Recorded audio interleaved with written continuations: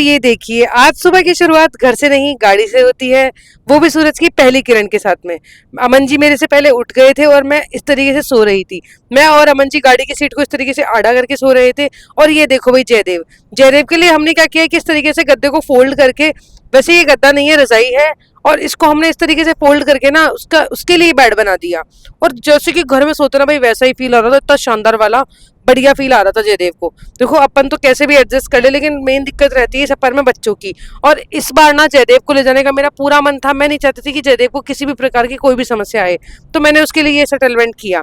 ये है मेरे पास में जो बॉटल जो है 2 लीटर की, इस तरीके की हम लोग 2 बॉटल लेकर आए हैं घर से भरकर। तो घर का पानी जयदेव आराम से पी लेगा, तो कोई दिक्कत भी नहीं होगी। फिर बाद में ऑप्शन है ही अपने पास में कि हम लोग बॉटल खरीद लेंगे, लेकिन जब तक ये है तब तक इससे काम चला लेंगे। और उसके बाद आप देख सकते हो भाई, हम लोग रुके हैं, रात को ही रुक गए थे। वैसे तो हम लोग रात को नहीं रुके थे, सॉरी, सुबह 4 बजे रुके थे।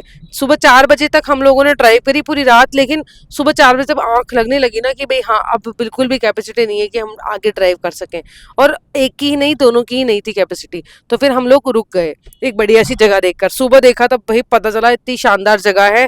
आप देखो कितना प्यारा नीम का पेड़ है, उसके नीचे दुकान है, बढ़िया सूरज की रोशनी। हम लोग पहले तो थोड़ी देर छाया में बैठे, और यहाँ पर ये डॉगी है जो कि अंकल बता रहे थे कि गोवर्धन परिक्रमा करके कोई मतलब भक्त आ रहे थे पैदल यात्रा करके, तो उनके साथ में ये आ गया था, उसके बाद से ये यहीं रह गया। और ये बहुत ही प्यारा डॉगी था और बहुत समझदार भी था भाई, सही बताऊं तो। फिर हम लोगों ने अंकल से हमारे लिए चाय बनवाई, और अंकल ने जो चाय बनाई ना वो बनवाई बिल्कुल अपने घर में बंधी हुई भैंस के ताजा दूध से चाय। और इतनी टेस्टी चाय बनाई ना अंकल ने, मुझे तो वही बाहर जल्दी से पसंद नहीं आती चाय वगैरह, और इनके यहाँ चाय बढ़िया लगी। फिर जयदेव के लिए इन्होंने भैंस का दूध गर्म किया।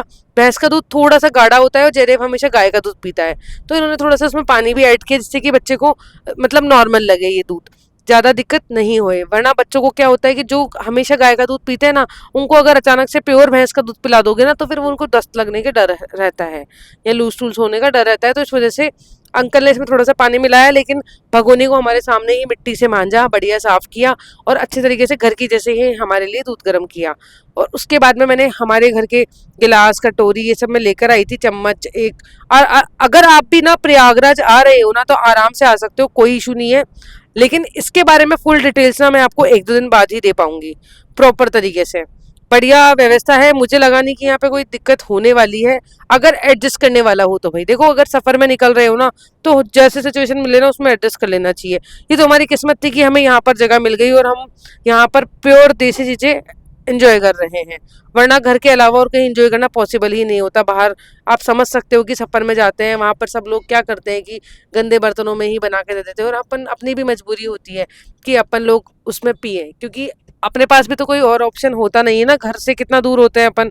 तो ये भी तो सबसे बड़ी समस्या है ही। उसके बाद में देखो इनके घर का एनवायरनमेंट कितना प्यारा लग रहा है ना। ये मैं बता देती हूँ आपको, अंकल की ये जो शॉप है ये कहाँ पर है, मेहंदीपुर बालाजी का जो मंदिर आएगा ना, वो कट आएगा जो, उसके जस्ट आगे आने के बाद में लेफ्ट हैंड पर ये पड़ेगा। और ये आप देख सकते हो, मतलब मैंने थोड़ा सा हाईवे का भी व्यू दिखाया है आपको। आप इस तरीके से अगर पहचान सको ना, तो आप यहाँ पर जरूर रुकना। अंकल का ही नहीं, आंटी का भी नेचर बहुत अच्छा रहा।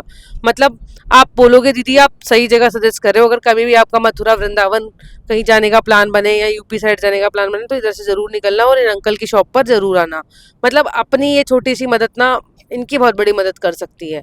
तो ये चीज़ भी बहुत ज़रूरी है। मतलब मुझे लगता है कि आज के समय में ना ऐसे लोग बहुत कम मिलते हैं इतने प्यार से। और आप विश्वास नहीं करोगे, अंकल तो पैसे ही नहीं ले रहे थे जयदेव के लिए जो दूध पिलाया था, वो भी। और जब हमने ज़बरदस्ती की ना, तब उन्होंने सिर्फ 10 रुपए लिए। मैं झूठ नहीं बोल रही हूँ, या फिर ब्लॉग बनाने के लिए मैं यहाँ पर कोई दिखावा नहीं कर रही हूँ उनकी तारीफों का, लेकिन ये सच है। उसके बाद में यहाँ पर एक जो प्यारा सा डॉगी था, जयदेव उसको बिस्किट खिला रहा था, और हम लोगों ने भी उसको बिस्किट खिलाए, और ये खा भी रहा था। और वैसे ना डॉगीज को बिस्किट बहुत पसंद होते हैं।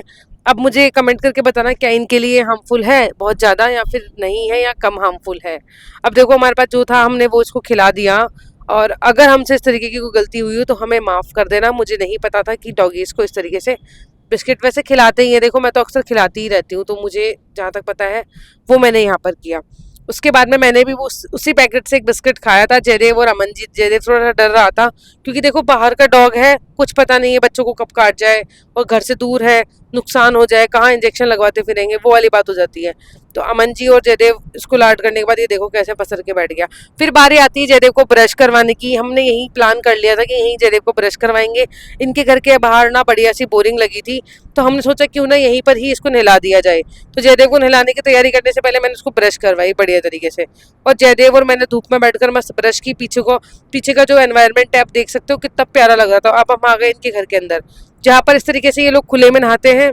बढ़िया भाई देखो इस तरीके से ना हमारे गांव में भी होता था, पट्टियां लगा देते थे बढ़िया, वही मोटर चलती थी वही नहाते थे। और ये जो ब्लू वाला ड्रम दिख रहा है ना, इसमें अभी ही ताजा बोरिंग का पानी भरा है। तो ये ताजा बोरिंग का पानी एकदम गुनगुना होता है, ठंड भी नहीं लगेगी जयदेव को, बढ़िया नहा लेगा। तो सोचा यही कपड़े पहना दूंगी, वापस से नहला देती हूँ।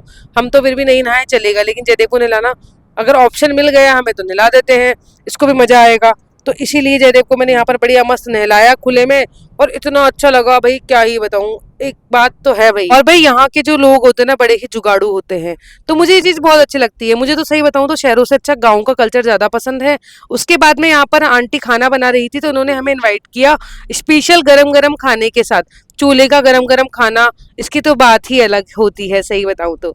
और आपको पता ही है मैं अपने घर पर देसी मतलब एनवायरनमेंट ज्यादा पसंद करती हूँ। देसी खाना देसी रहना यही हमारी लाइफ स्टाइल है, बात तो यही है। उसके बाद में जयदेव और मैं यहाँ इंतजार कर रहे हैं आंटी कब हमें खाना परोसेगी। आंटी ने बनाई हमारे लिए गोभी की सब्जी, और साथ में देसी मक्खन डालकर बढ़िया मोटी मोटी रोटियां। और भाई जो लोग कहते हैं ना मोटी रोटी हमें भूखे रह जाए तो भी नहीं मिले, तो लो सुन लो भाई मेरी बात अब सबसे पहले तो, कि तुम्हें मोटी रोटी तो क्या, तुम्हें अगर तुम भूखे मरो ना तो तुम्हारी स्थिति ये हो जाएगी तुम रोड पे पड़ी रोटी उठा उठा के खाओ। ये चीज बोलने से पहले ना सोच लिया करो, ये कल्चर जो है ना इसका अगर किसी ने मजाक उड़ाया ना तो वो मुझे बर्दाश्त नहीं है भाई, सही बात बताऊं तो। यही है भाई एक्चुअल जीवन, एक्चुअल अमीरी, क्यों नहीं समझते हो। मेरे कहने से ना एक दो दिन गाँव का जीवन जी कर आओ, आप बोलोगे दीदी सही बोल रहे थे, जयपुर आके मन नहीं लगेगा, दम घुटेगा प्लॉटों में। ये बात तो मैं सिर्फ उनको कह रही हूँ जो ये कहते हैं ना कि हमें भूखे रह जाए लेकिन हमें मोटी रोटी बिल्कुल अच्छी नहीं लगती ये वो। तो भाई मैं यही कहूंगी कि मजाक नहीं बनाना चाहिए किसी की स्थिति का, एक्चुअल जीवन ही यही है। दो रोटी में बढ़िया मस्त पेट भर गया। भाई खेत की सब्जी है, ये बता रहे थे कि हम सब्जियां लाते ही नहीं है बाहर से, और भैया हमारे लिए ना देखो खेतों में से बढ़िया मूली तोड़ कर ला रहे हैं। यहाँ पर देसी सिलबट्टा भी रखा हुआ है जो कि मस्त फिक्स जगह है उसकी, वहीं पे बांट लेते हैं वहीं पे बना लेते हैं। ये तरीका सही है भाई, मुझे तो सही लगती है चीजें। आंटी छाछ लेकर आई लीटर में डालकर, और ये देखो बिल्कुल मक्खन लग रहा था छाछ पे ताजा ताजा, और ये भैंस की चौड़ी छाछ क्या टेस्टी छाछ होती है भाई, सही बता रही हूँ। मूली मिल गई साथ में मीठी मीठी कच्ची कच्ची, मजा ही आ गया। और आंटी ने जो खाना खिलाया ना भाई आनंद आ गया, मतलब हमने सोचा नहीं था कि इस सफर में हमें इस तरीके के आनंद की भी अनुभूति हो जाएगी। और वैसे भी ना देखो मैं तो तरसती हूँ ऐसी लाइफ के लिए, मुझे तो एनवायरनमेंट भी ये वाला ही पसंद है। और बहुत सारे लोग कह रहे थे कि देसी खाना लेकिन विदेशी कपड़े, तो मुझे बताओ इसमें क्या फर्क पड़ता है भाई। सफर करने जा रहे थे हम लोग, मैं आपको बता देती हूँ कि मैंने लोअर टी शर्ट क्यों पहना है। क्योंकि देखो हम लोग जा रहे हैं लंबे सफर के लिए, मैंने ये भी नहीं बताया आपको कि हम कहाँ जा रहे हैं, चलो बता देती हूँ। हम लोग जा रहे हैं प्रयागराज कुंभ में डुबकी लगाने के लिए, कुंभ के मेले में, मतलब संगम में डुबकी लगाने के लिए जा रहे हैं। तो वहां पर हम लोग क्या है कि ड्राइव, अब मैं और अमन जी और जयदेव ही जा रहे हैं तीनों साथ में। तो अब आप समझ सकते हो भाई एक जना सिंगल कैसे ड्राइव करेगा, और मैं क्या कंफर्टेबल जोन के चक्कर से मैंने ये लोअर और टी शर्ट पहना है। और प्लीज ऐसा कमेंट्स मत किया करो, नेगेटिव कमेंट्स मत किया करो, क्या ही मिल जाता है नेगेटिव कमेंट करके। खैर छोड़ो, आपको ना मैं प्रयागराज की बहुत अच्छी अच्छी चीजें बताने वाली हूँ। और ये देखो भाई जयदेव के लिए ना स्पेशल हमने इस तरीके से रजाई का गद्दा बना लिया मस्त वाला, देखो बढ़िया लग रहा है ना। अब कमेंट करके बताना कि आप भी इस बार नेक्स्ट टाइम कभी अपने बच्चों को लेके जाओगे ना इस तरीके से रजाई का गद्दा बना के लेके जाना। और वो रजाई फिक्स कर लो जब भी जाओ, जब वही रजाई का गद्दा बनाओ, तो इससे क्या है कि और रजाई में गंदी नहीं होगी, मम्मी से डांट भी नहीं पड़ेगी, ठीक है। फिर आधे रास्ते मैंने ड्राइव किया। इस तरीके से क्या होता है कि अमन जी को थोड़ा आराम मिल जाता है, और आधे रास्ते मैं ड्राइव कर लेती हूँ, और आधे रास्ते जब अमन जी ड्राइव करते हैं तो मैं आराम कर लेती हूँ। तो हम इस तरीके से मैनेज कर लेते हैं सिचुएशंस को।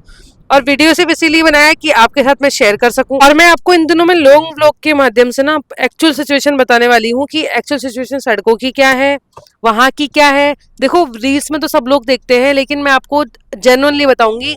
रील्स में तो क्या है कि जाम लग गया, वीडियो बना ली, फिर बोल दिया कि हाँ भाई पूरी रोड जाम है, मतलब जो भी कह रहे थे ना भाई, कुछ लोग तो बहुत फेक वीडियोस बनाना जानते हैं, वो वाला सीन हो गया।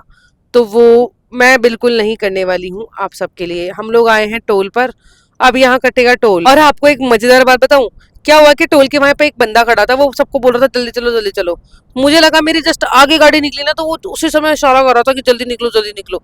तो मैंने उस गाड़ी के साथ साथ ही निकाल लिया और यहाँ पर हमारा टोल बच गया। खैर हमारा ऐसा कोई मकसद नहीं था कि हम यहाँ पर टोल बचाएं, लेकिन उन्होंने कहा तो मैंने उनके इशारे को फॉलो किया और कोइंसिडेंटली ना टोल हमारा लगा ही नहीं, उनके साथ साथ ही उसके अंदर हम लोग निकल गए। चलो कोई बात नहीं, ऐसा होता है कई बार। आप लोग कमेंट करके बताना ऐसा है कि नहीं है। और इस बार तो भाई टोल की रेट्स बहुत बढ़ा दी है इन लोगों ने ना, इतनी भीड़ जो जा रही है, इन्होंने बहुत फायदा उठाया इस चीज का। टोल बहुत महंगे हो गए हैं, आप मानोगे नहीं, मैंने 180-80 रुपए का तक का टोल पे किया है यहाँ पर। खैर फिर ये हाईवे हमें मिला, भाई क्या शानदार हाईवे है, मजा ही आ गया इस पे गाड़ी चला के। हमने भगाई गाड़ी 120 की स्पीड में, मजा आ गया आनंद के साथ। मतलब क्या बताऊं, ये ऐसी सड़क मिल जाए ना तो बहुत बल्ले बल्ले हो जाए। लेकिन ये लो भाई, पता नहीं किसकी नजर लगी, ये देखो भाई जाम मिल गया वापस से।